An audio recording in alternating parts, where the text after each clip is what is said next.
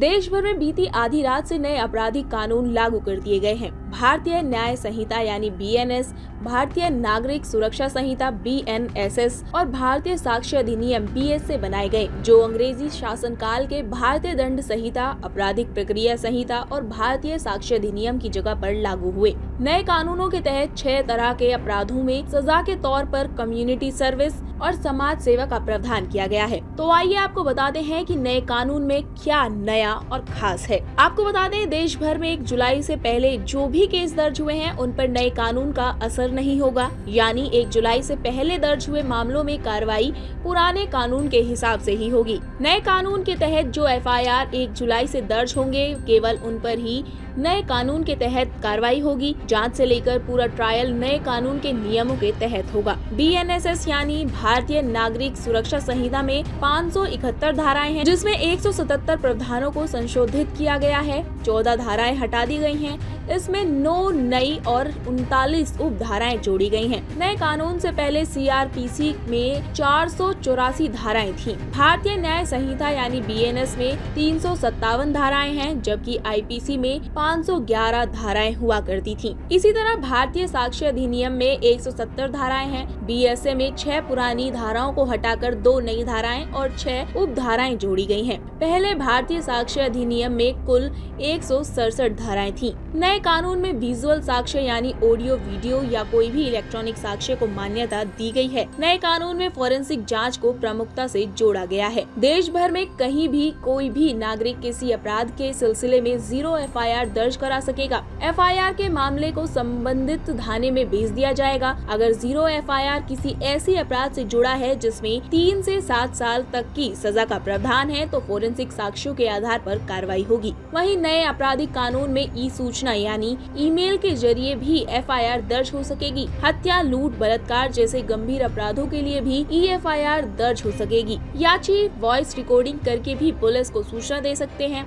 FIR के मामले में याची को 3 दिन के अंदर संबंधित थाने में पहुंचकर FIR की प्रति पर हस्ताक्षर लेना जरूरी होगा। शिकायतकर्ता को FIR और बयान से जुड़े दस्तावेज भी देने अनिवार्य होंगे। शिकायतकर्ता अगर चाहे तो पुलिस से आरोपी की हुई पूछताछ को भी साक्ष्य के तौर पर ले सकेगा। नए कानून के तहत FIR करने के 3 या 90 दिन के भीतर चार्जशीट दर्ज करनी जरूरी होगी। चार्जशीट दाखिल होने के 60 दिन के भीतर कोर्ट को भी आरोप तय करने होंगे। नए कानून के तहत न्यायालय की व्यवस्था में भी ताज़गी लाने का प्रयास शामिल है। अदालत को मामले में सुनवाई पूरी होने के 1 महीने या 30 दिन के भीतर फैसला देना होगा। जजमेंट दी जाने के बाद 7 दिनों के अंदर जजमेंट की कॉपी भी फरियादी को मुहैया करानी होगी। नए कानून के तहत पुलिस अगर किसी को हिरासत में लेती है तो उसे व्यक्ति के बारे में परिवार को लिखित जानकारी देनी होगी। पुलिस को ऑनलाइन और ऑफलाइन दोनों तरह से सूचना पहुंचानी होगी। बच्चों और महिलाओं के खिलाफ होने वाले अपराधों के लिए भारतीय न्याय संहिता में 36 धाराओं के अंदर प्रावधान किए गए हैं। बलात्कार का केस अब धारा 63 के